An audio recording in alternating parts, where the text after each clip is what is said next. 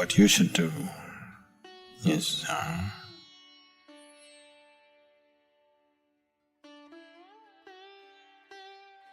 you stop relating to the dead. One thing that you need to understand is someone is your grandmother, your mother, your father, whoever they are to you. Whatever they might have been to you, however dear they might have been to you, however close and intimate they might have been to you. The moment they shed their body, their general sense of mind, intellect and emotion, your business with them is finished. They left all those things here, right? Yes? All those things they left here. All the things that you knew about them is finished. Some other sap is still on, but you never had any relationship with that sap. Your relationship is with the other aspects. All those aspects were shed when that person died. So, the only thing that you do when somebody dies is you cherish the beautiful moments that you had with them, that's all. If there was something beautiful, you cherish that, otherwise just forget about them. Don't try to work your guilt and your problems through the dead. It can just become very complicated. It can become very, very complicated. Leave the dead to the dead. Oh, somebody said this a long time ago. You must leave the dead to the dead. You have no business with them.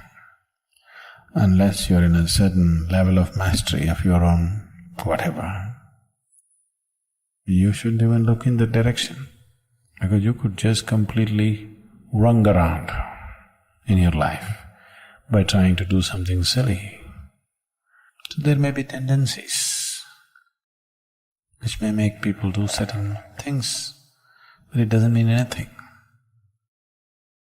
It just doesn't mean anything. Someone who doesn't have a body doesn't have any business with food or clothes or anything, isn't it? Yes. Only if you have a body, you must go towards food and clothes. Once you lost your body, what business do you have with food and clothes? It is…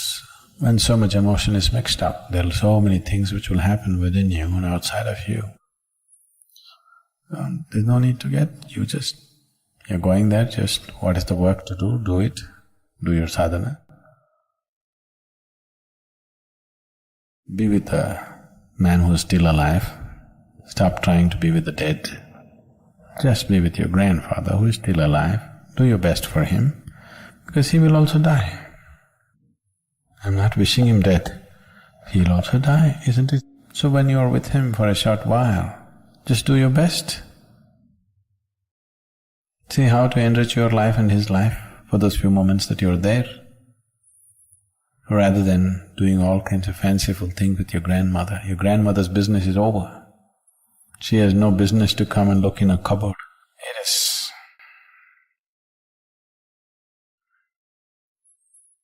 just that there is a certain residual element in clothes that people have owned. See, all these things were taken care of in India. People understood these things as a normal procedure, not realized beings, normal people. There's so much built into the culture. If a person dies, all the clothes which were in touch with that person's body and too much in touch with that person's body, those kind of clothes are all burnt. They're never kept. Only clothes that person occasionally wore, such things are given only to your blood relative, nobody else. To your daughter or a granddaughter or a son or somebody like this. And that also, first 1 year you should not wear it. Till the first anniversary of the death anniversary happens, you should not wear those clothes. Why these things are is, Whatever, when we are here, whatever we are in touch with, a certain amount of this energy is there in it. If you give it a certain kind of opportunity, these clothes will start behaving funny. Your grandmother need not come. These clothes themselves will start acting funny. Because, see, there is something called a static, you're experiencing this. You touch your car door, it just goes chuck. Why is this? The car is not generating electricity, isn't it? Why is this happening? Just in association with something, it gets little charged. Similarly, whatever is in close association with your body, it will get a certain amount of that quality. Do you know how occult is done?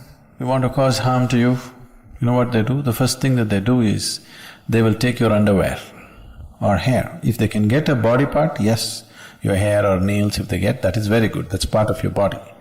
If they can't get it, the first thing they will do is some clothing which is in contact with your body. First thing is, your underwears will be missing. Really, people take enormous care in India. They will always ensure that underwear is never put outside. Because if one underwear goes, they will investigate in a big way, what happened? Because they don't want somebody, some unfriendly person who is some enmity to you to take that. Especially unwashed clothes, with lots of care it is handled in our homes. These days it's all going away because we're just giving away to the dhobi or, the washerman who takes it and all. Otherwise, traditionally in our homes, it is so taken care of. It is all put in a closed basket. Somebody who knows inside the house it must be washed, it should never be taken out. Because if they can take a body part, like hair or this thing, then that's different. But just this clothing itself, they can do things to you because it carries a certain amount of your thing. So even when a person dies, the same is true, and that can crackle up a little bit. If a certain kind of energy is on, that aspect can crackle up. There have been instances, I don't know if I should go into this. You're interested in spooky stories. There have been instances where, somebody dies and, like she's saying right now, actually things moving around, especially things that they intimately used, those things just moving around here and there by themselves, in the immediate few days after the person is dead, that person is not coming and moving anything. It is just that whatever your energy that was associated with that is sort of withdrawing.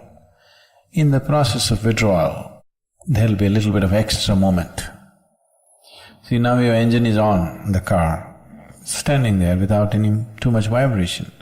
When you switch it off, when it's just dying down, do you see little extra shake in the car? Have you noticed it?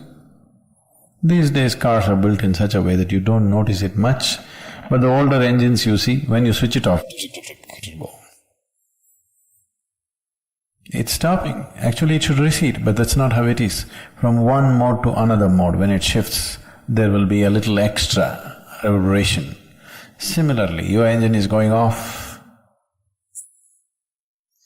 Now there'll be little extra shake all over the place. That extra shake is mistaken to be ghost walking all over the place. No, it is not about any ghost walking. It is just a certain withdrawal of energy that some things may happen, not necessarily every time. A lot of things are imagined by people, but it can happen.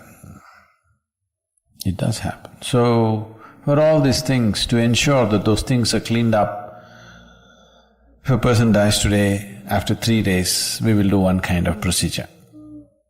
On the 11th day, we'll do another kind of procedure. On the 13th day, we'll do another kind of procedure. At the 40th day, we'll do another kind of procedure. All this is to ensure that no residue of that person remains, so that dead can be packed and sent, living can continue their life. If the living get involved with the dead, they will lose their life in so many ways. All this spooky thing is sort of intriguing, but it can just consume your life in so many different ways, in many ways, in ways that you will not understand right now, and in ways that need not be very pleasant. It can consume your life completely, your involvement with the dead. This does not mean there is somebody sitting there who's trying to suck your life out. No. Just involvement with the dead can just do that. Unless you're sufficiently established and in a certain level of capability, you should not look in that direction. It's not necessary. Bringing a balance between Ida and Pingala is a very important part of living a balanced life. 40 minutes at a time, 4 times during the day, there is a certain transition happening. These are called twilight zones or sandhyas, because at this time, the balance between Ida and Pingala shifts very rapidly.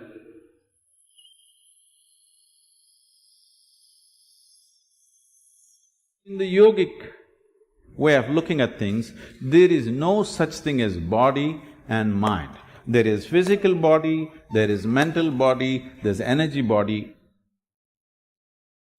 The energy body comprises of 72,000 nadis. When we say a nadi, it means a channel or a pathway. Nadi does not mean a nerve. If you cut open this body, you will not see the nadis, there is no such thing physically. But experientially, if you observe the nature of the movement of energy in the system, you will see that it always moves along established pathways, never randomly. So there are 72,000 ways in which it moves. 36 on the right, 36 on the left, 36,000 on either side. The right is called as Pingala, the left is referred to as Ida. These are also referred to as sun and moon. So, these two, Ida and Pingala, or the sun and the moon, the right and the left, on the level of your mind, signify the logical and the intuitive. When I say intuitive, intuition is not another dimension of perception, but just another dimension of computing. If you have the same amount of information within you, if you go logically, there may be 10 steps to get to a place. Intuition means you don't take the 10 steps, you just jump to the 10th step. But today modern education systems, 100% stomping on the intuitive dimension, only the logical is developed. Anything intuitive is dismissed off as mumbo-jumbo. For everything you have to think through. What your grandmothers just knew, today you have to do $1 billion research to find the same thing. When you have to think through everything, and everything seems to have multiple steps, now life becomes stressful. If one wants to be successful beyond a certain point, there are some things where you should be able to jump the steps and arrive at it. Still the same information, still the same stuff. It is just that you don't have to walk through that many steps every time. This makes life very stressful because it is like you're driving your car on two wheels, the other two wheels unused and safe. I don't know for when to be used, but the two wheels that you're using will feel enormous amount of stress. So, in the yogic system, the significance of the intuition is as important as the logical. So bringing a balance between Ida and Pingala is a very important part of living a balanced life. Being able to conduct yourself through complex situations with ease comes only when the intuitive dimension of your mind is sufficiently evolved and developed. Otherwise, small things will freak you because for everything there are multiple steps. Here we'll be doing a few things to bring a balance between Ida and Pingala, to give you an experiential understanding of this.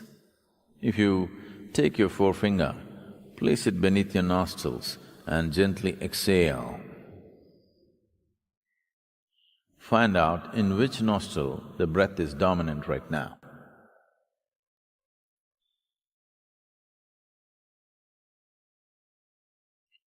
How many of you right? Left? Okay, it's either right or left. Only two barrels, you know. If there were 25, how complex it would have been.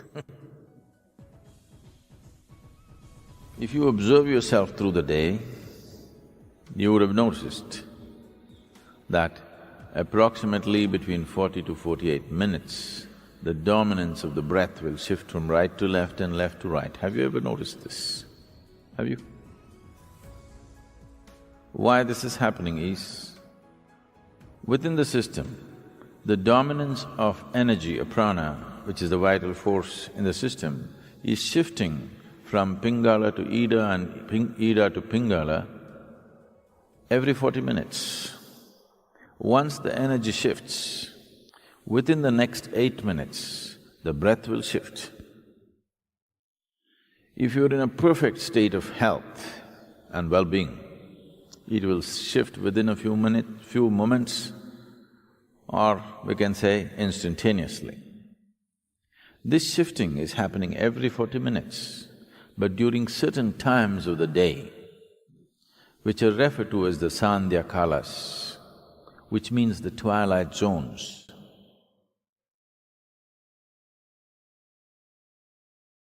20 minutes before sunrise, 20 minutes after sunrise. Oh, that's okay, Sadhguru, tell me if there are other times. 20 minutes before noon, 20 minutes after noon. 20 minutes before sunset, 20 minutes after sunset, 20 minutes before midnight and 20 minutes after midnight. 40 minutes at a time, 4 times during the day. There is a certain transition happening. These are called twilight zones or sandhyas, because at this time, the balance between Ida and Pingala shifts very rapidly. Because it's shifting rapidly within yourself, it's very easy to bring it to a balance at these times. To an extent, almost everywhere in the world, any spiritual process or practice means morning, evening. Sandhya has become synonymous with spiritual practice. The time has become synonymous with many practices. So, bringing a balance between Ida and Pingala is important for a balanced development of a human being. You feel truly comfortable only when you're in balance, in some way. When there's any kind of imbalance, there's discomfort, isn't it? Yes? When you're experiencing any kind of imbalance, there is discomfort. Only when you attain to a certain balance, you feel really comfortable. So comfort is never really determined by what you're sitting on or where you are. Comfort is determined by how balanced you are within yourself. This basic comfort that every human being must have, unfortunately, has been denied to too many people. Just to sit with total ease in one place is not there in most people right now, isn't it?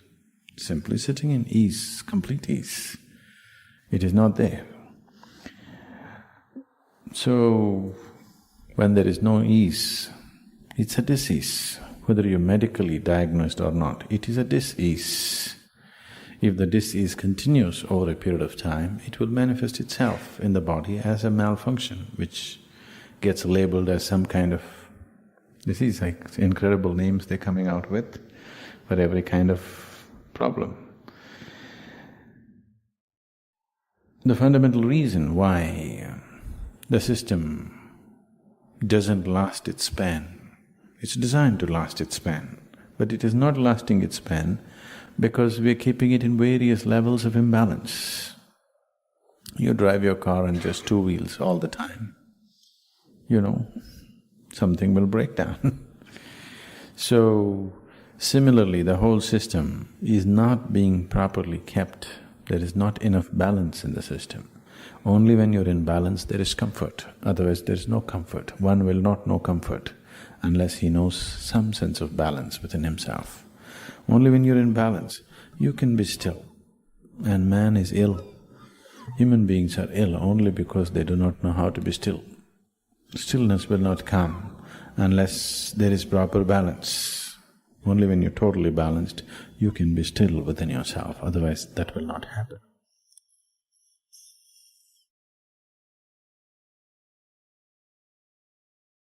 We appreciate you being part of this incredible journey.